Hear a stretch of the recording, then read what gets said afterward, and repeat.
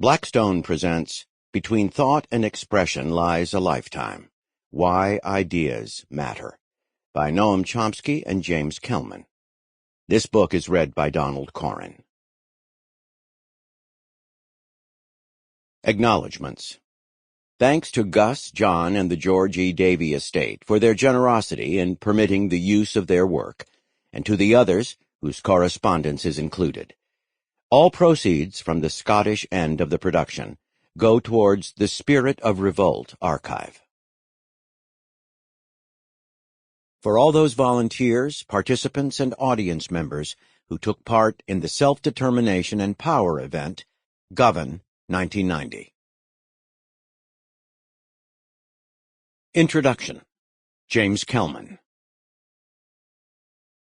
My correspondence with Noam Chomsky began earlier than documented here. There was a first letter I wrote him, and there may have been a second. I don't have these. This was early 1988, and I was working on typewriter and rarely kept copies of letters. I had been commissioned for a review of The Chomsky Reader by Peter Kravitz, then editor of Edinburgh Review. The review just got longer and longer as the ideas expanded, and Peter was happy with that. Space was not a consideration.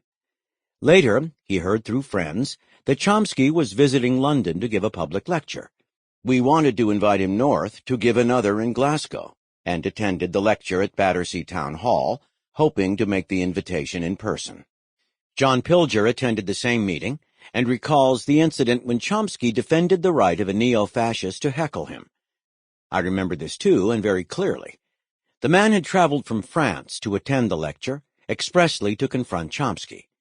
He was so close to the platform, had he fired a gun he could hardly have missed. The significance of that stayed with me. During his subsequent visit to Glasgow, I mentioned it to Chomsky. He shrugged. It was nothing new, and there was little he could do about it.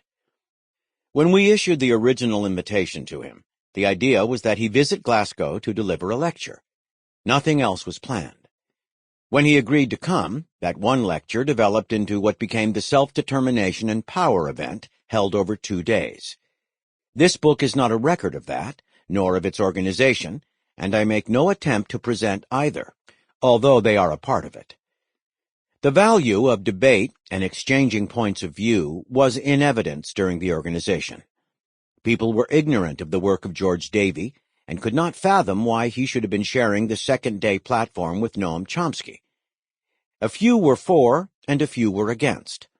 Others knew nothing of any of it. Readers of the Edinburgh Review.